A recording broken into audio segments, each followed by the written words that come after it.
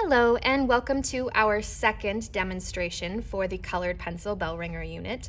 Today our focus is accurate value matching. So that means that if we were to color in our sphere and to take a picture and then to turn that picture black and white, would that image match this reference photo the best that you can make it match? Usually the mistake that students make is that they are going too light, which is more common with drawing pencil, but usually with colored pencil, the biggest mistake is that students go too dark. So we are going to begin the same way that we have been with our 3 pencils. I would like for you to use the same color as your first practice. You'll use that same color for all 4 of your practices, and then you need to collect black and white. It does make a difference if your pencils are sharpened, so take a second. I know we all share sharpeners. You might have to kind of take turns, but try to get your pencils sharp as we are moving into these first few steps. So we are going to turn our paper so that we have our value scale closest to us. We are drawing the lines coming out from those edges, and we'll divide that space in half. We're going to divide in half once more and in half once more so that we've got these 8 sections. We're going to turn it back and we are labeling so that we have 0, 1, 2, 3, 4, 5, 6, and 7. So we're going to turn this back now, and I want your value scale to be closest to you. We are working with just the black colored pencil, and remember that for colored pencil, we always start with our darker color. Then we layer with the lighter color on top.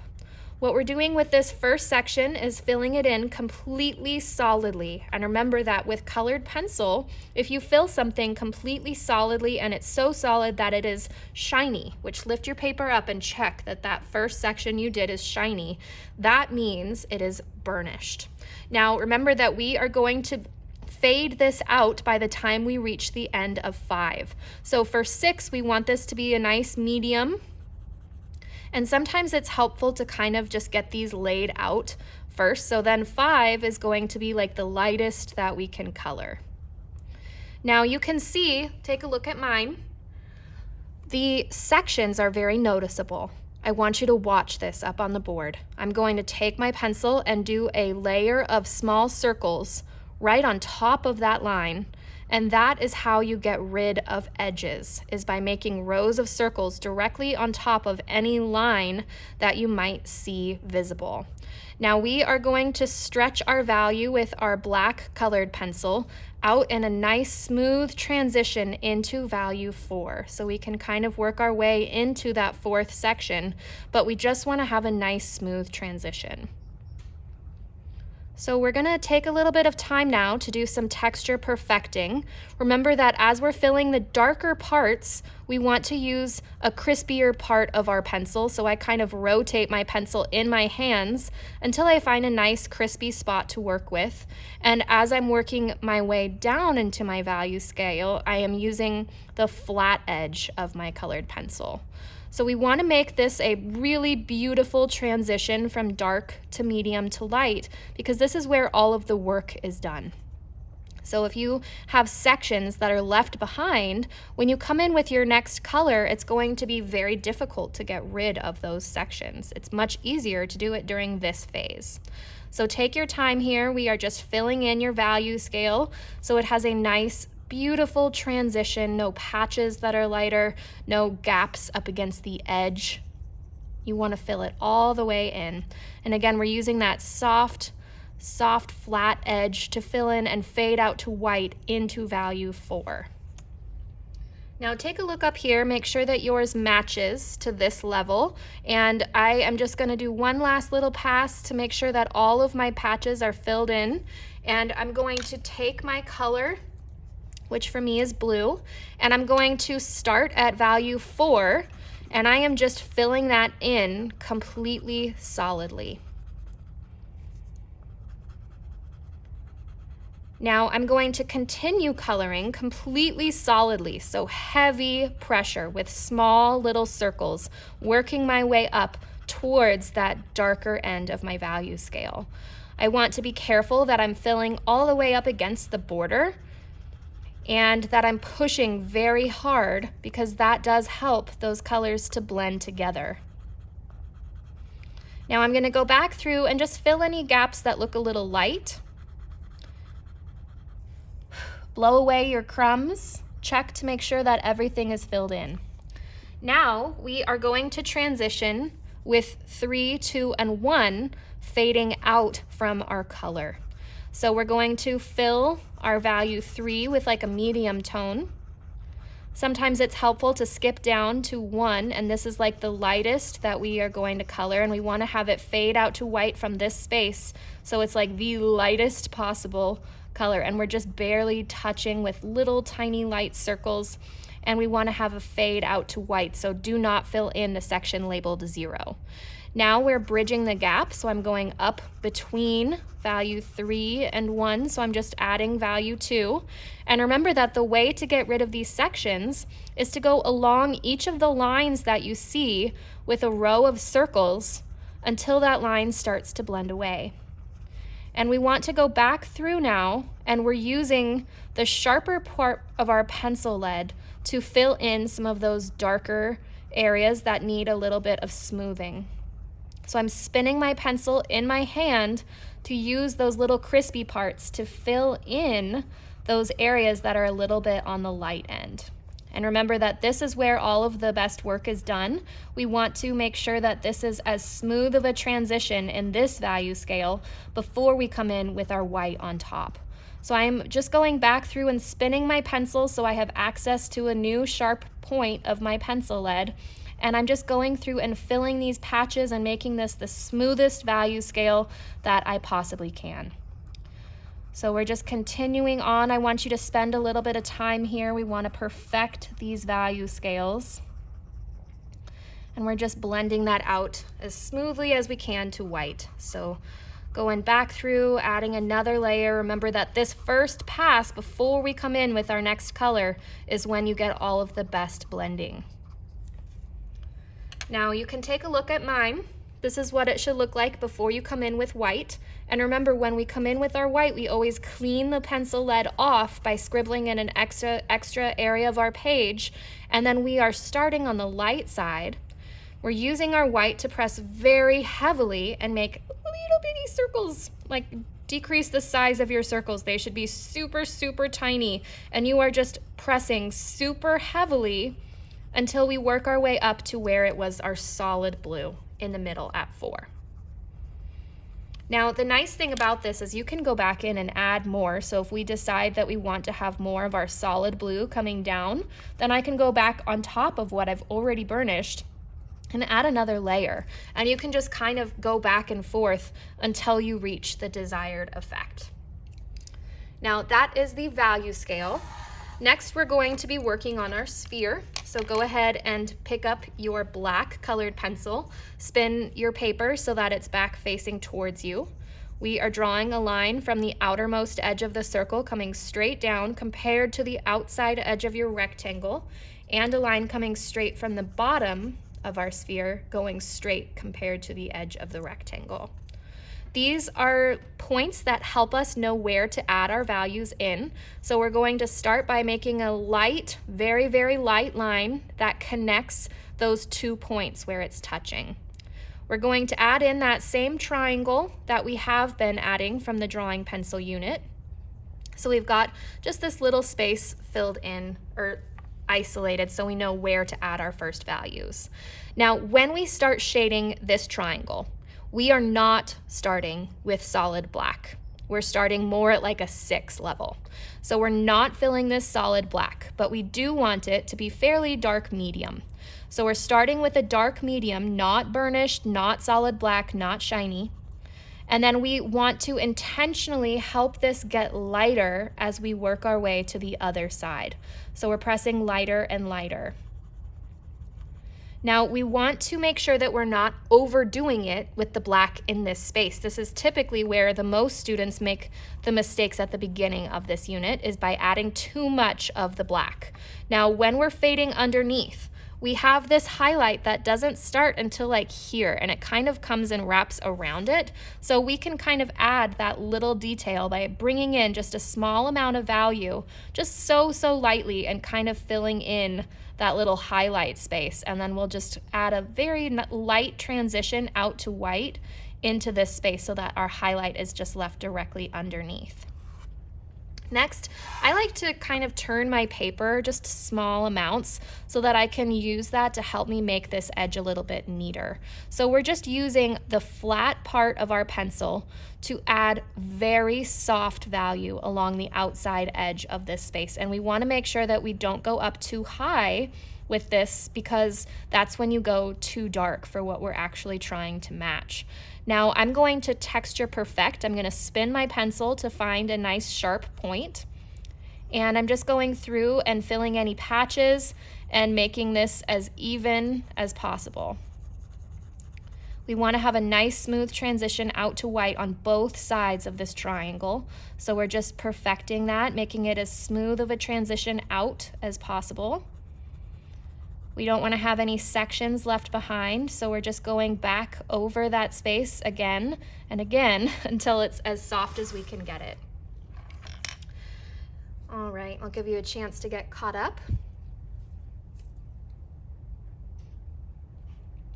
What we're going to do next is to fill in solidly and burnish the spaces that are the lightest. So we're going to fill in the highlight.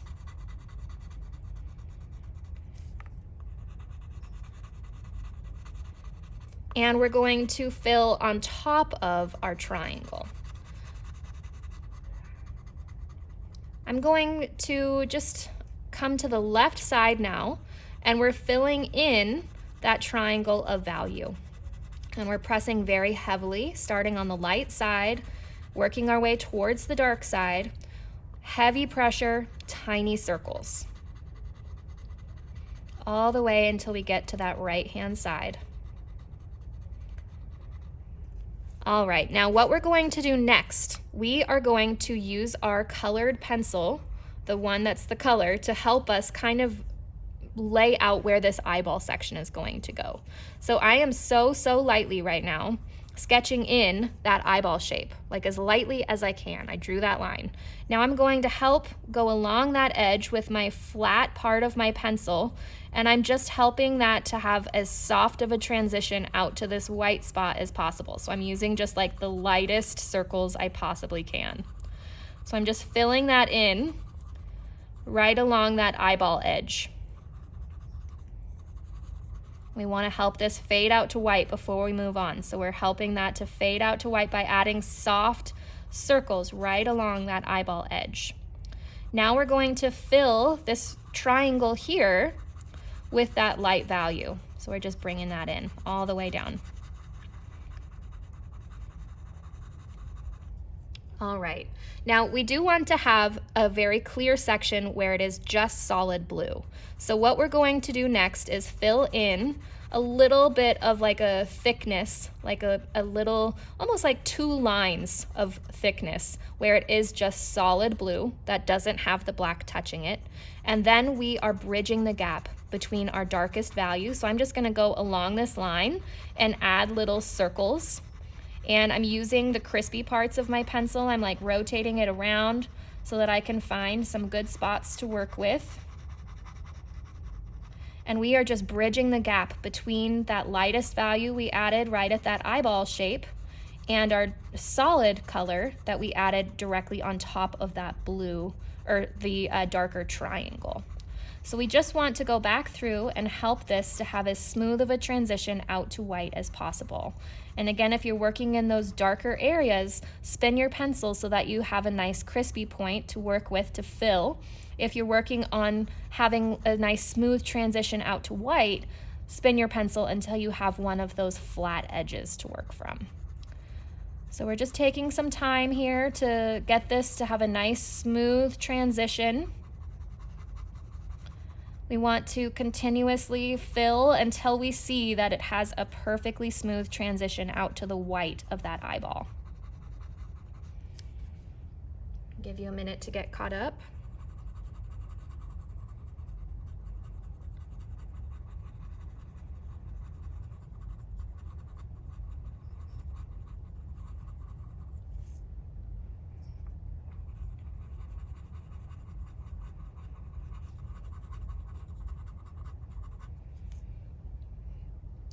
right. We are going to switch to our white colored pencil. Again, we always clean it off before we begin. And we're going to start on the lightest end, and we are going back over that original outline that we made of our eyeball shape. And we're using our white colored pencil and small little circles to just go over that edge a couple of times.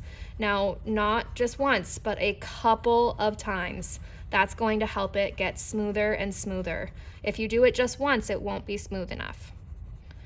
Now we are going to slowly work our way down, and we are just using pressure, blending with that white until we get all the way down to where your color was solid. And we don't want to go any farther than that, because then that'll start to turn our black into more of a gray tone. And you can always go back in with your color and just continuously go back and forth and add more if you need to have a smoother transition.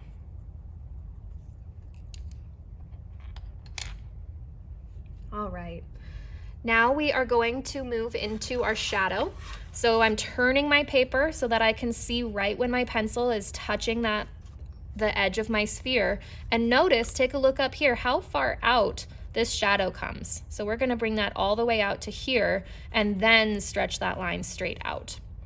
The triangle that's directly under the sphere should be burnished black. So we're going to fill this completely solidly. We want it to be nice and shiny because it is so filled in.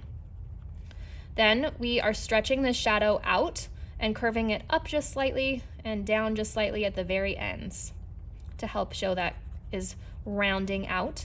And then we are going along that darkest edge of our triangle, and we are slowly transitioning out to a medium tone, like a nice light medium. So we want to have just a smooth value scale transition out to the edge of the paper here.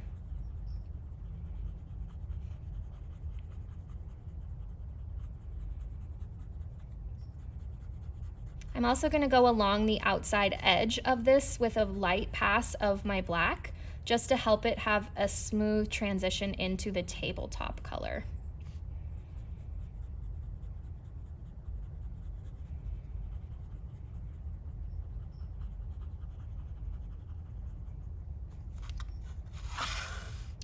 All right, now we are going to give ourselves a border of our nice light medium in the background. We don't want to go too dark here. We want to make sure that it's nice and crisp up against all of these curves. So when it's the edge of my sphere, I always turn my paper so I can see right when I'm touching that edge. We want to have it as crisp and sharp as possible. So I'm giving myself a border all the way through this whole rectangle. And I'm turning my paper, and because I'm right-handed, I will color on only the right side of each line. If you're left-handed, it's the opposite, so you'll color on the left hand of each line. Now that I've got my light border, I'm going to fill that space in with small circles, not with lines, but small circles. We want this to be nice and even, so you should not see any lines, no patches that are lighter than others, no gaps. You can rotate between using a sharp point of your pencil versus the flat part of your pencil.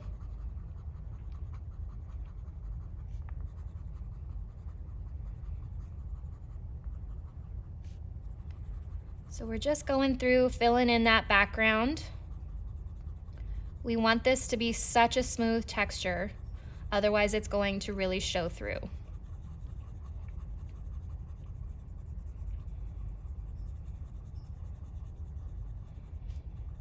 So we're just filling this in with a nice even texture. Make sure that you're keeping it with small circles, no lines. Try rotating your pencil so you get a crispier part to help you fill.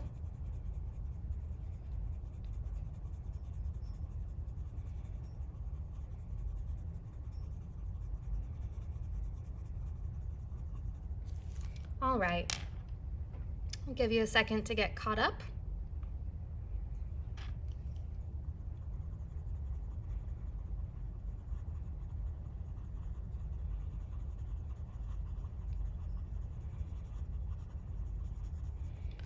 Okay, so at this point, we are going to switch back to our color, and we're going to begin by filling the tabletop first. We want to give ourselves the tiniest little skinny white outline on top of our table edge.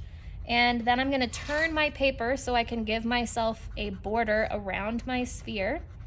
I'm also gonna give myself a border around my shadow so that I don't accidentally color through it at this point.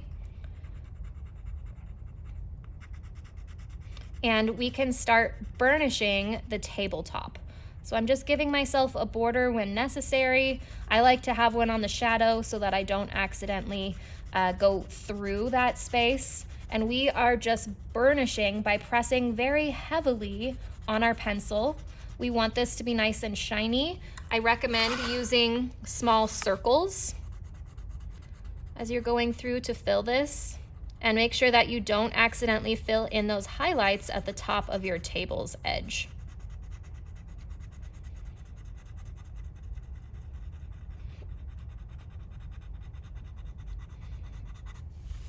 Now we're gonna do the other side of our tabletop, and I am still giving myself that little sliver of highlight. I'm gonna give myself a border on the outside of the rectangle and of the shadow. And then I'll just fill that solidly.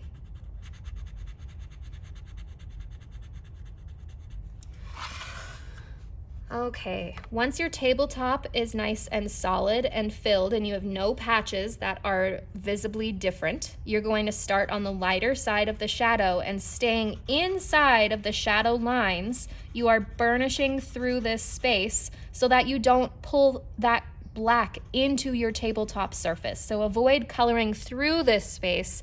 We want to color along our shadow and make sure that it doesn't blend out into our tabletop, especially with those wrong directions. Like, we would not want to color up and down through this shadow since it's fading at a horizontal rate.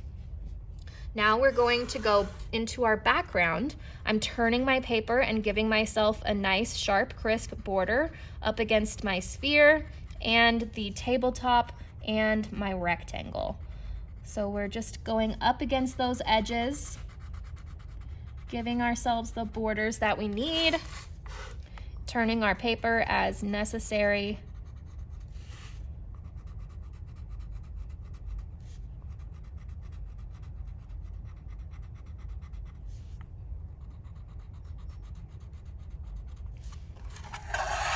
Borders are very helpful because it helps you stay in the right spot.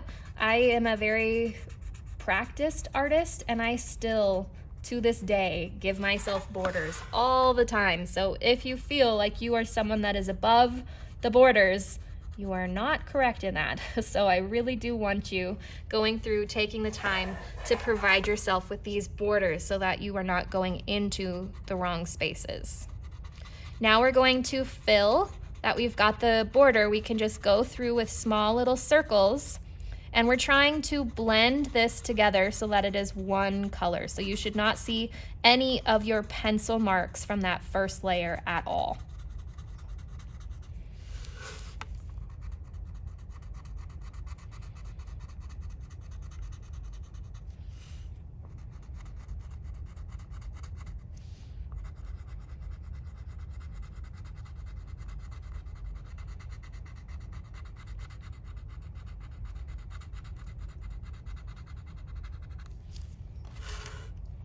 All right, now at this point, we are finished with the demo, but you can go through and just see if there are any other areas where you might be able to perfect what you've done. Sometimes it just takes a set of fresh eyes and a little bit of time to go back through and just improve a small little thing, which can make a really big difference. So take your time as you're going through and finishing this up, but great job practicing. Thanks for watching.